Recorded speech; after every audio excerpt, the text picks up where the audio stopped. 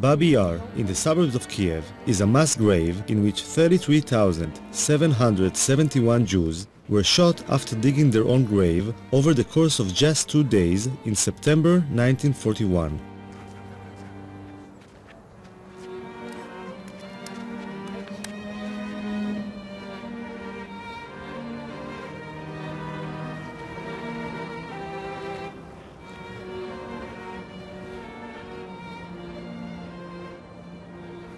I think the worst thing for me, standing here, is that it could happen today. Oh, God. I agree.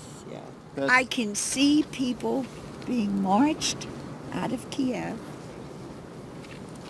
and shot Marilyn, I by need some people who would decide that's the thing to do. That's right. Maybe they do it to gays. Maybe they do it to That's why we have to Russian, support Israel. whatever. Israel's our insurance policy.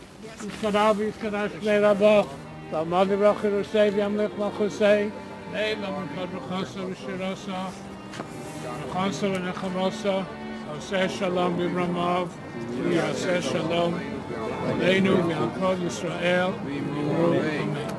it was a question of the continuing existence of Israel, would you move to Israel Yes, to help? in a minute. Good for you, I tend to say. In a minute. Because as far as I'm concerned, without Israel, there isn't a safe Jew in the world. That's the way I feel. I agree. I agree. So you have two people who immediately move to Israel if you have a problem. Right. If Israel needs, you have two people I right there. joined the army. They wouldn't take an old lady, but I would be there. I'd roll bandages. I don't know. He's asking a question, the journalist. Does that mean that you're more loyal to Israel then? No, of course not. That's right. So how do you like coexist these two notions?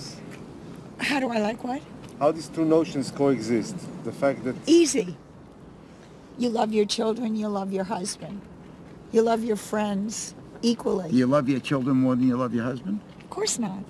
Sometimes. But you might die for your children before you would die for your husband. It's like the question then. You if might. you were in a Israel is the lifeboat, husband or the kids? I'm sorry? Israel is the husband or the kids? The kids. The kids. The kids. Yeah, the kids. The Israel's not a love for child Israel is anymore. love for a child. There's a love for a child that different than a love for a husband. There's nothing like really a love for a child. it's a much more protective. Right. No, it's a much more, okay. According to the ADL mission members, Israel is a child which needs their support, but is also their insurance policy in case something terrible should ever happen again. But at this particular moment, this insurance policy was busy being a teenager making its way to Maidane concentration camp near Lublin.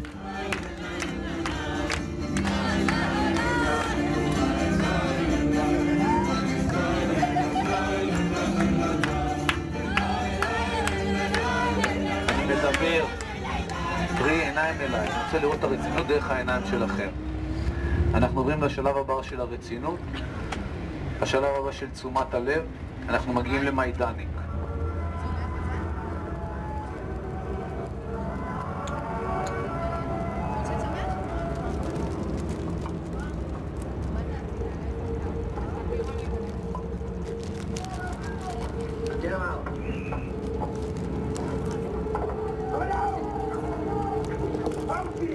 המסע האמיתי מתחיל עכשיו, עכשיו הולכים לראות את כל הדברים המוחשים.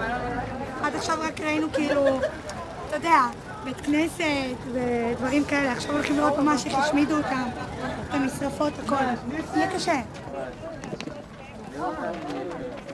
והייתה שם מפקדת של הפלד, שקראו לה בריג'יטה צמאת אדם.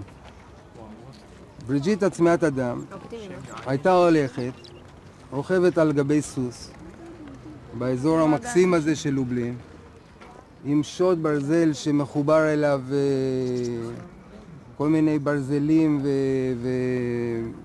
כאילו כמו שאתם רואים לפעמים בסרטים של המלחמות, ופשוט עוברת על גבי אסירים ומכה אותם.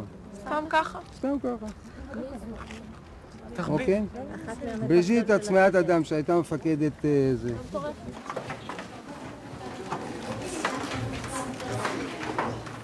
עכשיו, כמו שהסברתי קודם, שליש מהנרצחים פה נרצחו בגז, ושני שליש פחות או יותר נרצחו על ידי התת-תנאים שהם היו צריכים לחיות פה. לכו על זה. אז ייכנסי לסגור את הדלת.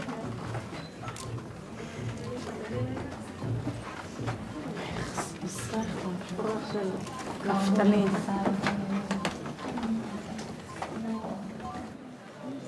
מה אתם מדברות? מאוכזבות. לעצמנו. למה? סתם, קצת קשה להקל. כאילו, אנחנו מסתכלים על זה, אני אישית מסתכלת על זה ואני לא... קשה לי להבין איפה אנחנו נמצאים, עדיין. זאת אומרת, רואים, אבל לא מפנימים.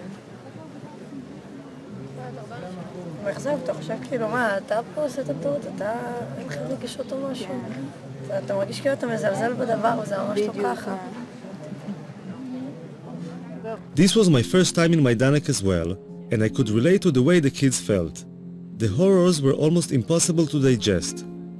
But the kids just couldn't accept the fact that they wouldn't become emotional after all the preparation they'd been through. אני חושבת שאם מוצאים מדריך למסע כזה, אז הוא אמור לדעת, לרגש ולדעת מה היה כאן. אני חושבת לא יודעת, אני לא מספיק בזה. אני לא מספיק ממצאת עצמי במסע. את לא צריכה, אבל את לא. אני רק ההתחלה, אוקיי. קחי את הזמן שלך, את לא צריכה להרגיש רע עם עצמך שאת לא מצטמרת כל הזמן. אני מרגישה רע עם עצמי שאני מרגיש שאני לא ממצא את עצמי. לא, אבל אז אני אומר עוד פעם, את חובה עכשיו הרבה דברים, תני לעצמך את הזמן, זה מה שאני מבקש, לא יותר מזה.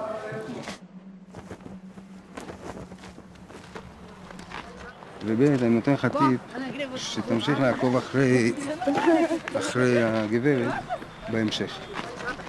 אוקיי? בסדר? תמשיך איתה. יאללה, גייז, עירוני א', אנחנו ממשיכים. ופה, ללא טקס קבורה וללא כבוד אחרון, נשרפו מושמדי פה בתנורים האלה. האפר שלהם שימש לדישון אחר כך לגרמנים. הם ניצלו את היהודי מהעבודה שהוא נכנס במחנה העבודה. It occurred to me that after seeing the almost incomprehensible horrors my people have suffered, other people's suffering might seem less significant somehow. I wondered if any of the kids felt this way too. יכול להיות שזאת הבעיה שלנו בעצם. שיש לנו את הרף הגבוה הזה, ופתאום אנחנו רואים בחדשות שהרסו נגיד לערבי את הבית, שצה"ל פוצץ, אז אנחנו אומרים, לא נורא, לנו היה דברים יותר גרועים. אותנו לקחו ברכבות וגרמו ליהודים לראות ביהודים. זה כבר נראה לנו, יכול להיות שזה... אני דווקא חושב שאני אחרי... כי וואלה שאני כי וואלה שאני רואה את זה בטלוויזיה, זה לא מפריע לי, כי אני כאילו אומרת, בסדר, לא נורא, הערבים האלה יש להם הרבה בית. Nofar was not the only one thinking about the Israeli-Palestinian conflict in relation to anti-Semitism. Professor Norman Finkelstein, a Jewish academic from DePaul University in Chicago, has written a book called The Holocaust Industry, in which he accuses parts of the Jewish establishment of making cynical political use of the Holocaust. Dr. Finkelstein, you have some visitors? Whenever Israel faces a public relations debacle or comes under pressure to resolve the Israel-Palestine conflict, they start up this extravaganza called the new anti-Semitism. As it's usually understood, anti-Semitism means an irrational hatred of Jews, born simply of the fact that they are Jewish. But that's not what's going on.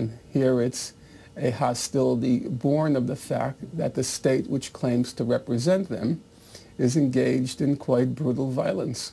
I'm sure lots of people I meet have this, what you say, deep down inside, they have this kind of queasy feeling about Jews. I'm sure that's true. But did it have any real substantial repercussions on me in life? The answer is just no. There's a kind of pathological narcissism, navel contemplation.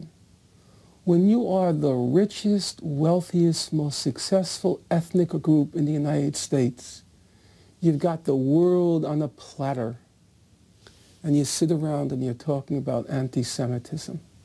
It's just kind of shameful, I think. At the time I first interviewed Finkelstein, I didn't realize what a controversial figure he was in the eyes of the Jewish establishment. Finkelstein, the son of Holocaust survivors, has been labeled a self-hating Jew, a Holocaust denier, and a madman. I had interviews stopped at the very mention of his name. I know if you Google Norman Finkelstein and Holocaust denier, nowadays you'll get about 10,000 websites. Well, if I'm a Holocaust denier,